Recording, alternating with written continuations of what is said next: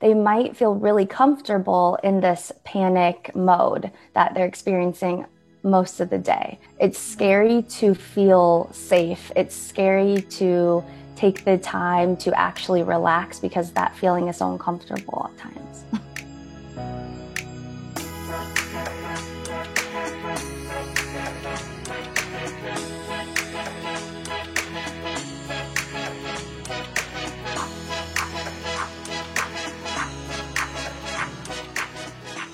Welcome back to You Need a Counselor. My name is Julie Johnson. I am the president and founder of Heart & Solutions. We are a strength-based counseling agency here in Iowa, and we've got 7 locations across this state. So if you are in Iowa and you are interested in therapy, either in the office, if you have a student in your house and you're interested in therapy for them, maybe in their school district. Also, if you're interested in online telehealth therapy, either on video chat on your computer, or you can do that over the phone as well without the video part. And there are some days where I will tell you that phone part is so nice.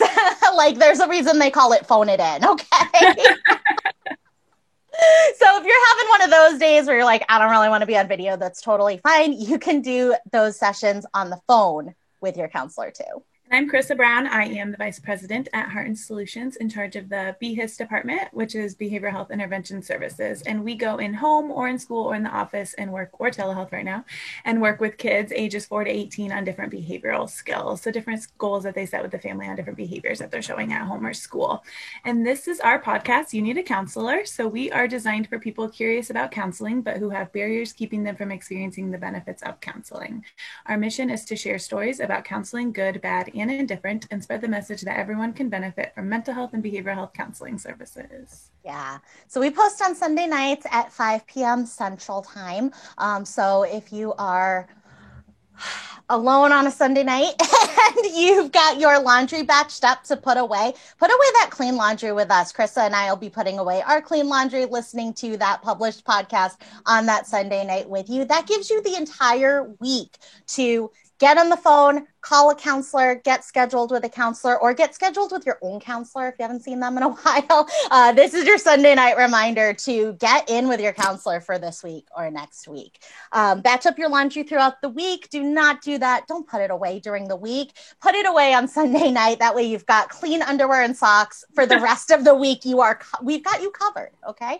All right. So today we have a very special guest. We're very excited. We've got Tanya Boots here. Tanya is a licensed mental health counselor in our Marion office location. And Tanya is doing almost exclusively telehealth sessions right now. And so we're really interested to talk about telehealth and kind of how that works, because I think for a lot of people, that was brand new this year. They didn't know that they could do counseling over the phone or over the computer. So Tanya is she is a trauma-focused cognitive behavioral therapist and a trauma-informed yoga instructor. She is certified to do these yoga movement techniques with clients to really be able to process out physically through our body some of those things that might be kind of stuck in our body when it comes to traumatic experiences in the past. So we're very, very excited to learn about that. Tanya also utilizes DBT. And so we will let Tanya explain about that too, because I think a lot of times people hear like counseling terms are kind of like alphabet soup, right? We've talked about EMDR the last 2 times. I never get that acronym correct. And so we'll hear about DBT as well as potentially motivational interviewing and trauma-informed cognitive behavioral therapy. So welcome, Tanya. Thank you so much for being here today. Yeah, thanks for having me. Oh my gosh, you are such a wealth of just information and different types of practices. What do you think is your current most utilized? Do you think it's the yoga, the DBT, the motivational counseling? Do you feel like it's a mix right now? I feel like it's a mix, especially because I'm working with a lot of different age groups and a lot of different presenting concerns. So it kind of just depends on what the client is coming in with. Okay. Yeah. I like that you're just like ready to go with all of these interventions, right? Like whoever comes into my office, like I got something for you. I think that's so cool. Yeah. So can you tell us about trauma-informed yoga? This is very interesting to me. Yeah. So from my trainings and just experience, I've learned that trauma is stored in our bodies. And so to heal, we need to use different mind and body interventions. And so yoga incorporates a lot of deep breathing interventions while also stretching. So kind of like the progressive muscle relaxation strategies, we incorporate that in yoga as well. What I really like about trauma-informed yoga is that it gives a lot of our clients just a lot of different choices. And that is really client-centered because depending on what they experience in their past, we need to be really careful with how we're treating them depending on their triggers and their experiences. Yeah. Can you tell us more about like the care that you as a provider, when you notice these certain triggers, right? And you kind of customize this yoga or trauma informed yoga to a specific client. What are some of the things that you're kind of observing and taking into consideration? Mostly the five senses, because I think that's a good place to start when understanding someone's triggers or trauma reminders. So, for example, if you go to a yoga class, sometimes they will have the lights off. Well, that could be really triggering for someone who's experienced, I mean, depending on, what their traumatic event was. So giving them the choice of having the lights on or off, giving them the choice of what kind of music is soothing to them. If you go to a regular yoga class, sometimes instructors will come up and just touch you. That could be really triggering for someone who experienced sexual trauma. So, yeah. Absolutely. And yoga studios sometimes smell really funky. Yeah. Whether that's a trigger for you or not, that can sometimes be alter the experience, right? But yeah, I love that idea of just your awareness of people's senses as we're doing this, because I do often think about that in typical. I went to hot yoga one time, okay, and it was I really really liked it, but yeah, they do. Yoga instructors will come around and like move your body as you're there, and sometimes you are in the dark or your eyes are closed, and you're focused, and then you have a hand on your shoulder, moving your shoulder or something like that. That can be so difficult. So I really love that. Yeah, those five senses. So and there might be people listening to this podcast who have gone to yoga or are interested in yoga as a theory, have tried it and gone, ooh, that wasn't for me, right? Like that class wasn't for me. And that's probably because it wasn't trauma informed. What are some other differences between, I think like for me, when I think about yoga, I just think about like yoga studio, right? And so it kind of feels like a fitness class almost. There's like a little bit of anxiety with that too. Like if there's a fitness class type of feel, the trauma-informed yoga is so different. So can you tell us a little bit about that? What differences can we expect if we kind of have that picture in our mind already? Yeah, I feel like when people think of yoga, they think of handstands and headstands and poses. And I feel like in trauma-informed yoga, it's not like that at all. Like if you are in child's pose for 30 minutes and just breathing, that's okay. If that's all you want to do today, that's okay. So really focusing on what feels good in the moment, and bringing awareness to your body and your feelings and all the physical sensations that you have too. I love that. I love that, information that like, if you go to trauma-informed yoga, it doesn't mean that you need to be doing planks all day long. It doesn't mean that you need to be even doing downward dog, which is like uncomfortable on your calves, right? So, but child's pose is wonderful. I love child's pose. What's the other one? Shavasana, where you're laying, you're laying with your eyes closed. That is the best yoga ever. Yes. Absolutely. Whenever I hear that in a video, I'm like, oh, good. Here we go. I'm getting yoga credit for laying down. If somebody comes into your office and they're doing some trauma-informed yoga with you, is that always on the floor or do they have other options as well? That's a good question. Because I've done this training during COVID, and then I was telehealth. I haven't really done it in office yet. But I feel like there's a lot of different positions you could do, like sitting in a chair, just sitting on the floor. You don't necessarily have to be on the floor if you don't want to. But what I think would be really great about using trauma-informed yoga and telehealth is that they're already hopefully in a comfortable and safe environment if they're in their home. And so that's already eliminating one of the barriers. And then, just getting to know me and feeling safe with me and my voice, kind of seeing what feels comfortable to them. If they want to sit on the floor, if the carpet's fine, you don't really need a yoga mat either.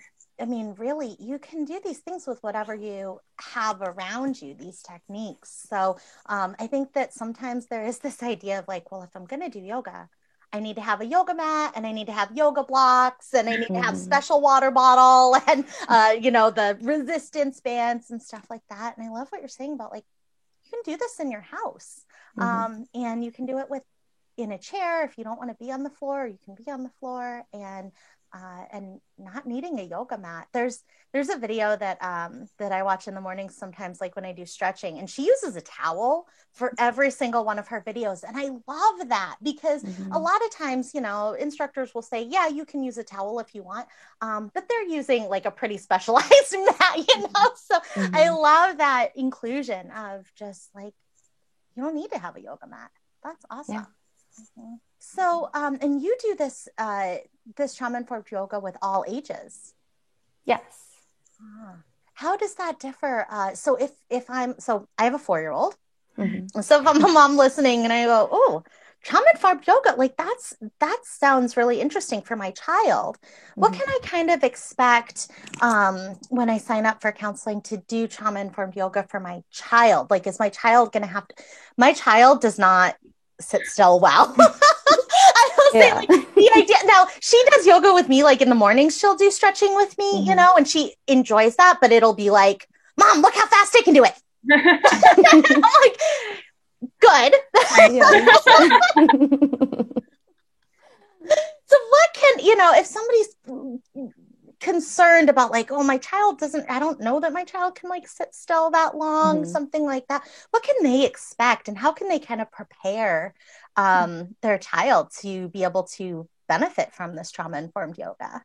Yeah. So with kiddos, I feel like we have to just be more animated and make it more fun. And so I kind of just meet the client where they're at. If they're really wiggly today, like we can be really wiggly today. Like that's okay. I understand that they're a kid, they're going to have lots of energy. And so for me, it's just like kind of meeting them where they're at and kind of going with the flow and seeing what we can accomplish today, or just teaching them different movements that are really simple. For example, like one that is really kid friendly is just like holding your heart and just sitting down on the floor and just trying to feel what you're feeling right now in your heart. I mean, that could be trauma-informed yoga for a kid.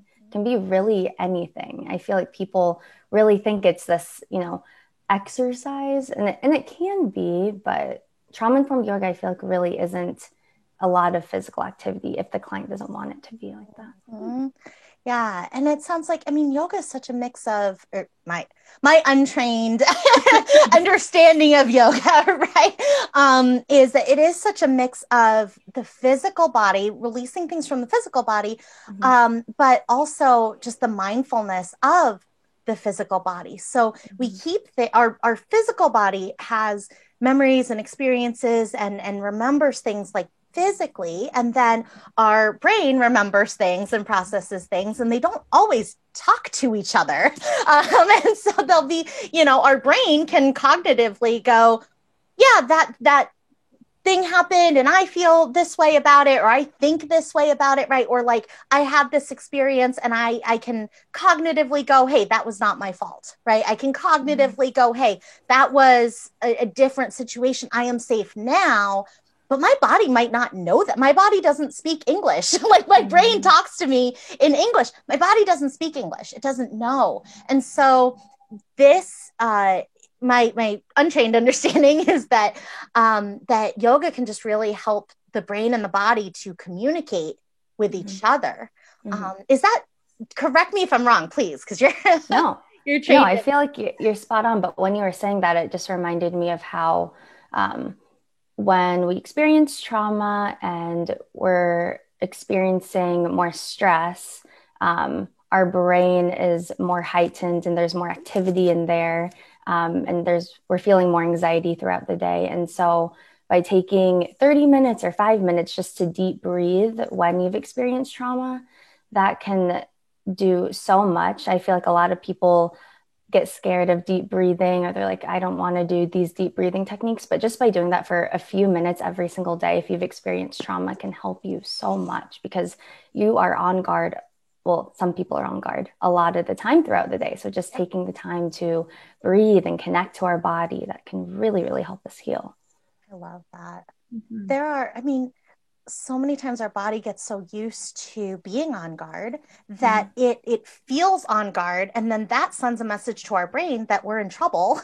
And so this is kind of doing something consciously where our brain can tell our body, you're not in trouble. Like our brain is saying to our body by intentionally taking deep breaths, hey body, there's air around us, right? Like, hey body, you can slow down. You can close your eyes. Like, it's safe to close your eyes right now. Like, there's no tiger about to attack, right? But our body doesn't know that until we consciously do it. And then our body can go, oh, I can take deep breaths right now. Like, I'm not suffocating, right? I'm not drowning. I can take deep breaths.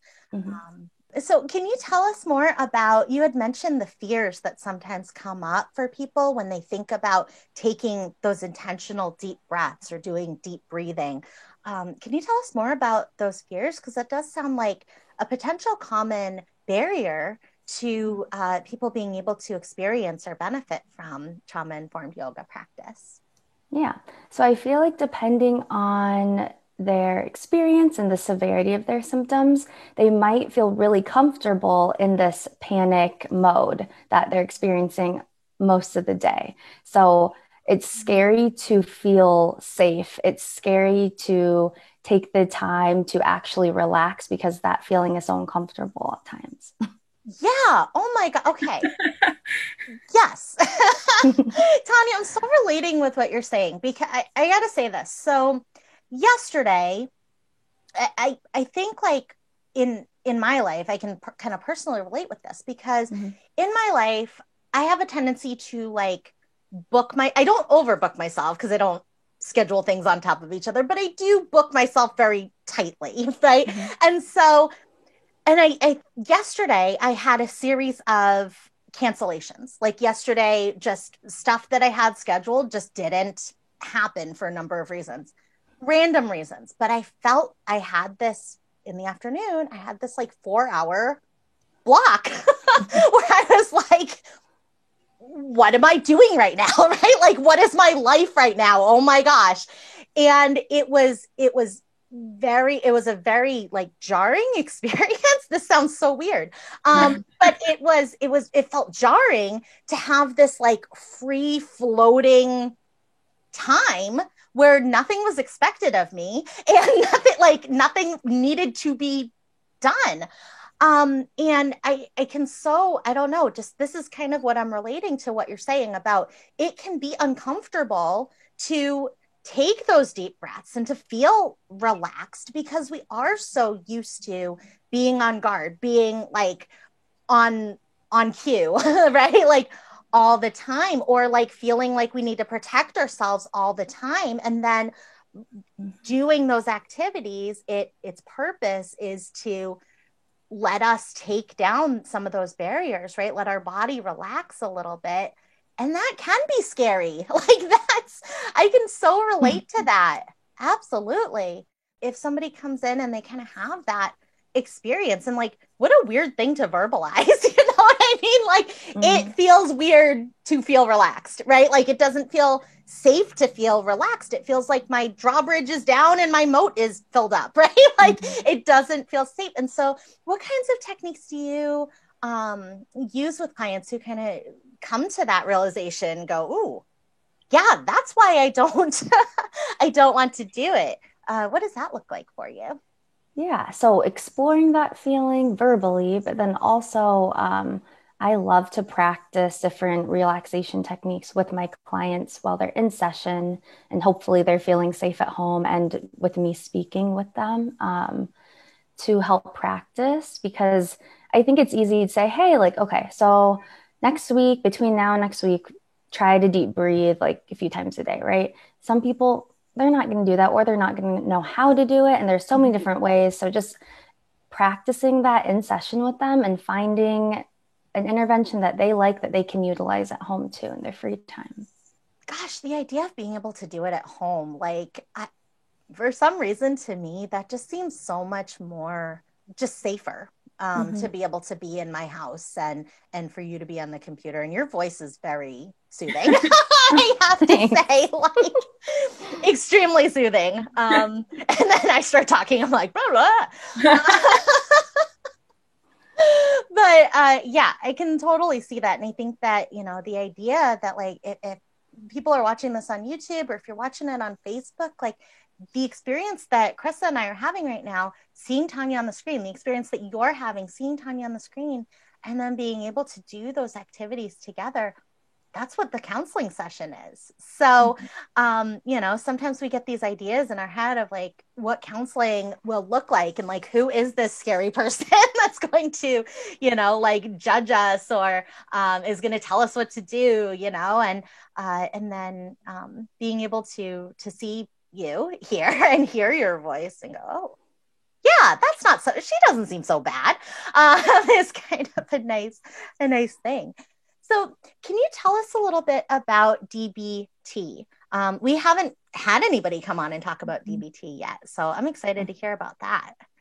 Yeah, so DBT is an evidence-based practice. So it's dialectical behavioral therapy, and it's evidence-based in mostly treating personality disorders, specifically borderline personality disorder. So I recently did a 3-day training on personality disorders with, I forgot his name, but he says that he's like the main trainer worldwide. He has his PhD, and he doesn't do research, but he focuses on treating personality disorders. So tell us a little bit about, so if somebody comes in and maybe they have a personality disorder, right? Or they've been diagnosed, and there are a lot of people who have, this seems like a common experience, and let me know if you've had clients who experience this, but where somebody maybe goes into the hospital for treatment, right, for inpatient treatment, and gets diagnosed with a personality disorder at that time, right? And then kind of goes like, I don't know what to do with this now, right? Like, now I have this information somebody put down because they gave me this medication. Now what?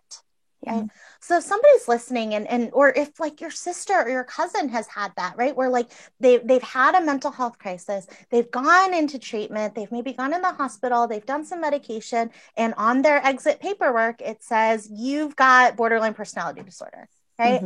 And they go, okay, well, that's new information, and what do I even do with that? Can you kind of speak to, have you seen this as a kind of a phenomenon that happens sometimes? And if somebody's listening, and if this is your experience, Tanya, what do you suggest for somebody who's experienced that?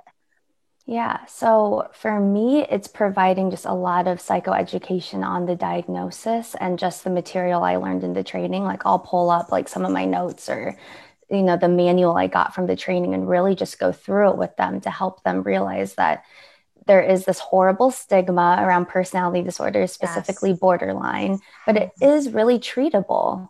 And I think that's what a lot of people don't realize, is that it can be treated. You're in the right place.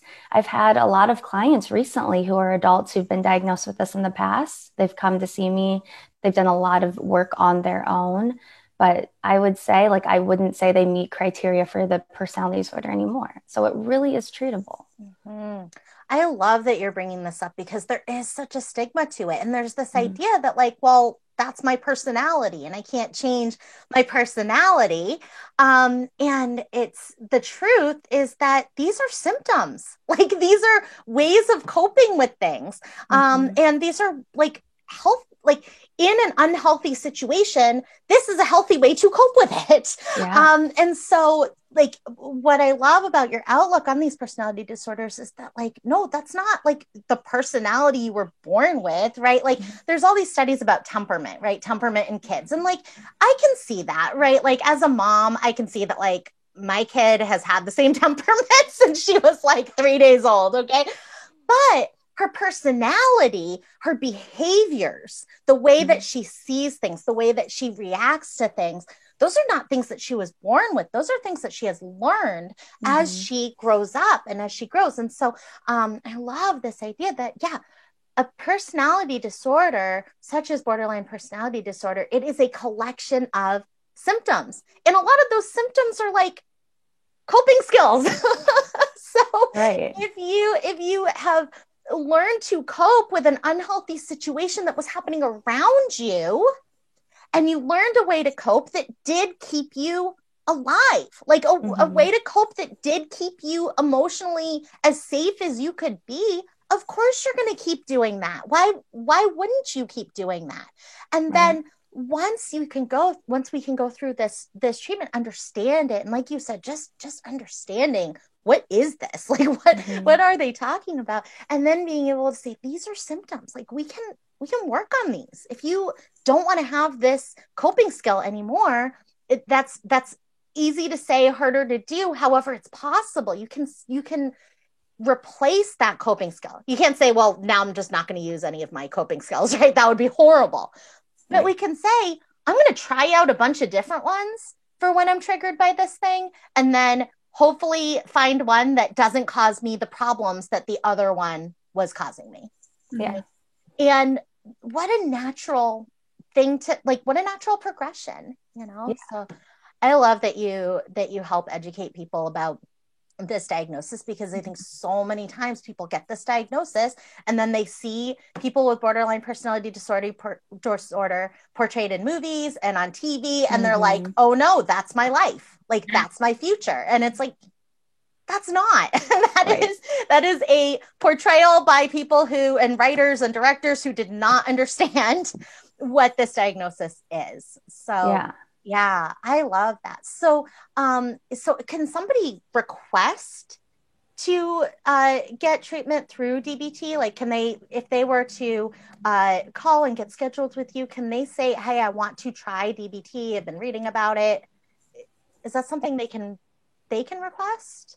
Yeah, absolutely. So with personality disorder characteristics, a lot of times we see that people are really not able to adapt well. They're not flexible. And so with DBT, it's teaching different skills to help them tolerate their really intense feelings and help them when they are in crises. Also helping them think less black and white, but more in the middle, and finding that balance within their thoughts.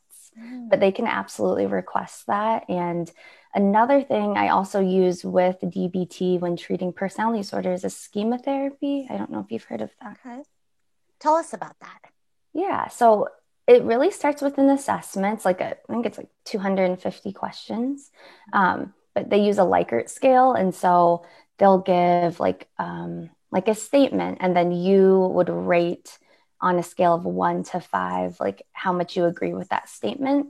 So I would score it, and then schema therapy helps you understand why you developed these patterns of cognitive distortions, or why you've developed this way of thinking over time. And what I learned from my personality disorder training is that personality disorders a lot of time are genetic. I became really interested because I assumed that when someone experiences trauma, they can develop a personality disorder. Well, he told me that wasn't the case. There's a lot of evidence and studies that supports that actually personality disorders are more genetic. So it's very interesting. Yeah, absolutely. It is. And I mean, I think that those are, it's like they're genetic, but they're also, you know, there are behaviors like the overwhelming emotions part, right? Like that, absolutely. Like there's that genetic component with that trigger. And then we get to decide though what we do with that overwhelming emotion, right? So like if I'm born with a certain personality disorder, I can't control if my emotions are going to feel that level to me, right? Like that is not within my control. But I do get to choose what I do with that emotion, like what's going to be helpful to me when I do experience that, and what's not going to be helpful to me when I experience that. Absolutely. And I feel like a lot of times we see personality disordered families because these kids are learning how to cope through their parents who are untreated. And so it just keeps getting passed down. Yeah, and in within a family, you've got the biological component, but you've also got the nurture side of Absolutely. things. So it's like, yes, everybody in my family has these overwhelming emotions. And so, you know, if I'm growing up and I'm 8 years old, my family is my world, right? And so I think, okay, everybody has these, and this is how everybody reacts to these, because that's how my family reacts to those things. And so then, and I can relate with it because biologically I'm experiencing some of those similar things. And so, yeah, absolutely. So do you do a lot of family work then, or can families who identify this in maybe mom or dad or you know, a child or an older child, is there family work to be done then? Oh, yeah, absolutely. I have probably more experience with that when I worked at the group home setting before I moved back to Iowa, because the main focus of treatment there was getting them reunified with their family. And so they would do family therapy. We would discover a lot of like similar characteristics in their parents, which was why the child was having a lot of difficulties. Tell you what, like, having a kid really makes you look at your own self. Because, oh my goodness, I'll have some arguments with her and then she'll go, I can't do anything. And I'll go, oh my gosh, I need to stop saying that, right? Like there are things that she'll do and say that like I have a reaction to, and then I go, oh my gosh, I do that all the time. Like I constantly do that, right? And so, yeah, it's, that is so interesting, that like nurture side of it as well, in terms of the behaviors, the responses to the things that are kind of biologically happening. Right. Yeah. So what are some of the techniques then to, so you brought up for DBT, you said that being able to manage overwhelming emotions. You talked about being able to like challenge some cognitive beliefs or like beliefs about the world. And then you also talked about being able to think about things a little bit more in the middle, right? So like my day is not horrible or amazing. It's a day like any other day, right? Or like this person doesn't love me or hate me like this person that I just met. It's just that I'm a person and they're a person and they're getting to know me, right? So can you tell us about maybe some interventions that you use for some of those things? What can somebody expect when they come in for DBT? Yeah. So developing different skills and emotion regulation skills that I feel like they're actually going to use can be really helpful. Okay. So just going through different skills could be like if when they're really dysregulated, they want to self-harm. So finding different alternatives for that, such as holding an ice cube, like that can still hurt because it's so cold, but it's not going to leave marks, or taking a rubber band and like flicking their wrist, finding ways that are just a little bit less severe than what they're used to help them tolerate that like really severe emotion that they're experiencing. Yeah, I love that. And I love that it's customized, right? I think that sometimes like if we don't do counseling and we just kind of read on WebMD and stuff like that for ourselves, we go, oh yeah, these are some great ideas, right? But in the moment that we're trying to do it, I love that distinction of like things we're actually going to do, because I will say, like, for me, like there are certain things that I think are such a good idea, and I know like I will never actually do it, right, in my life or in my practice. because when I get to that point, like I need to either set up my environment so that I will do it. So for example, if somebody has that really, really strong impulse to self-harm and they're maybe like cutting their arms, one intervention could be, okay, wherever because there's part of us that is like the idealistic part, right? That goes, I know that it is not helpful to me to be cutting up my arms. Like it scares me afterwards, right? And then I have to go through the work of like covering it up and like people ask me questions and that's invasive. Like I don't like that. And so there are a lot of parts of of following through with that impulse, that overwhelming impulse desire to cut ourselves that are like not helpful to us, right? But in that moment, it's like, I need to do this. That's that impulse. So one intervention is like that. Once we're experiencing those negative impacts, right? Like, oh my gosh, now I have to cover. And we kind of make that determination, like I don't want to do this anymore. Well, it's something to say it, but another thing to do is like putting our alternative coping skills in front of the place that we keep our tools for the cutting. So, if I keep razors or scissors in a certain drawer in my house because I need that kind of like ritual around it too. A lot of times there's that ritual. Then I can instead put like gel pens in that drawer.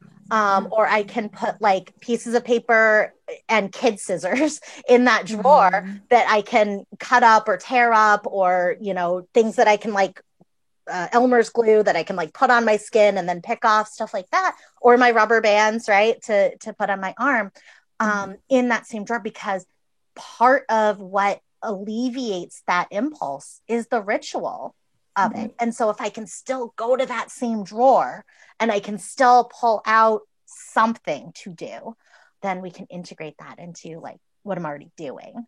I love that. I love that it's customized, and it's like, yeah, there's a million great ideas out there, but like, which one am I actually going to do in that moment? Right. Yeah. Like those strategies. And then how about like trying to think about the middle ground, like trying to live in gray area? That can be so challenging, I think, for so many of us. Like we make a statement sometimes. I think talk therapy is so helpful because we say things out loud and then we're like, wait, is that right? Like, is that true? Like we might say something like, every relationship I've ever had is a failure, right? And then we go, wait, is that true though? Like I broke up with him, right? Stuff like that. So what are some other techniques you use in DBT to kind of help people like get to that gray area? Yeah. So I think the first step is just helping them recognize or identify when they're having an irrational thought or using an all or nothing expression, so that they're able to identify it and then use different strategies to help them challenge or reframe that thought, so it is more balanced, it is more in the middle. I feel like as a therapist, it can be really exhausting because just constantly challenging their thought and trying to help them think more rationally when I'm thinking rationally, and then trying to help them get calmed down into a point where they can think like that. It can be very challenging, and sometimes an hour isn't long enough, really. And so just making sure we are consistent with treatment and having them come back week to week. And maybe we go back to that same thought, but just helping them think more rationally and clearly by different questions I'm asking. Yeah, absolutely. Because, if I'm going into Tanya's office for counseling and I see something that I go, wait, I don't know if that's really that's how I feel, but I don't know if that's really like what's happening. Then because Tanya is a person who like has no emotional investment in it, right? Like she doesn't know this other person. She doesn't have a history with them. She doesn't owe them anything. She can kind of translate for me what is happening, right? And like give me some prompts for middle ground. And I love that you highlight that consistency, that consistency is so important. So, if I come in for my first session and I talk for an hour about something that happened, right? And I leave there going like, we didn't even do anything. I love that you're highlighting that it is so important to have that consistency over time. So if that's you and you kind of experienced that and went like, it's been 3 sessions and nothing, like I don't feel any different. Like that's okay. That's normal. Keep going. If you feel comfortable with that therapist, keep coming back because it takes time to build those new skills. Like my 4-year-old, she's trying to learn how to tie her shoes. And oh my gosh, like it's been a while, right? Like, but she keeps trying it because eventually if she keeps trying it, she's going to learn it. And then it's going to be second nature. And just like any of us would tie our shoes, we're going to be like, well, yeah, that's how you tie your shoes. Right. So yeah, I love that. So if you could give a suggestion to anyone on the fence about starting counseling, what would you suggest that they do? I would first suggest they kind of reflect on and think about why they want to come to counseling, and then maybe identify certain characteristics of their counselor that they feel is important, that's going to help them feel comfortable and safe. It could be based off their race or gender, or if you're looking at their Psychology Today profile, like looking to see that their personal statement matches up with maybe one of the reasons why you're coming to counseling. I love that. Like if you're looking for a counselor, you don't have to just see any counselor. You can shop around. Mm-hmm. You can shop for that counselor. And Psychology Today is such a great resource because a lot of people put pictures of themselves, pictures of their office space. So you kind of know going in there what to expect. And I love that it can be anything, right, that makes you feel comfortable with that person. All right. So Tanya, thank you so much for being on the show today. This has been really, really interesting. And I think like just certain modalities that, people listening may not have heard of before, and just knowing that they're out there and specifically available, and also the accessibility of those, right? Like it's not, if I go in and I think about trauma-informed yoga, like I don't have to be able to do handstands. Right. and that, that you will meet us wherever we are in terms of that. And that even just Shavasana and breathing is trauma-informed yoga. And yes, what I like that. If you like laying on the ground with your eyes closed. Yes. I'm Tanya Boots and I need a counselor. Yes, you do. So do we. We all do. I love it. Awesome. So if you like what you heard today, if you are interested in doing DBT with Tanya, or you're interested in exploring trauma-informed yoga, please give us a call at Heart and Solutions. If you are in Iowa, our phone number is 800-531-4236. Tanya is out of the Marion office. However, she is doing telehealth. So anywhere you are in the state, Tanya can see you for telehealth, and you can benefit from trauma-informed yoga or DBT over the computer or on the phone if you're having one of those days. So yeah, give us a call. We'd love to get you connected with Tanya or any of our other counselors. And like Julie mentioned at the beginning, we post every Sunday night at 5 Central. So save up that laundry, hold your laundry with Julie and I while you listen to our new episode, and let us help you get prepared to call your counselor that week. Yeah, don't make us do that alone. Nobody wants to do that themselves. I feel like when we were like, let's think of a task to kind of put this podcast with, we were like, what's the worst task? And I feel like folding laundry is like the worst. I don't mind doing the laundry, like putting it in the washing machine and stuff. I don't mind that because like that has to be done, you know what I mean? But I feel like putting away laundry, I am so tempted to be like, well, it's clean. In the dryer. I'll just take it out when I need it. Awesome. All right. So if you have questions for us about counseling, or if you have questions for Tanya about anything that we talked about today, feel free to send us a message too. You can send us a confidential message on Facebook Messenger at You Need a Counselor Podcast. Go ahead and follow us there so that you don't miss out on any episodes. And then, or you can send us a DM on Instagram at You Need a Counselor Podcast. And we'd love to have Tanya back on the show because we didn't get to talk about motivational interviewing or trauma-informed cognitive behavioral therapy. But I think that would be such a great follow-up episode to be able to hear about those modalities as well. So send us a message on there if you've got questions for us or for Tanya. I'm Krista Brown. And I'm Julie Johnson, and we need a counselor. And so do you. Bye. Bye.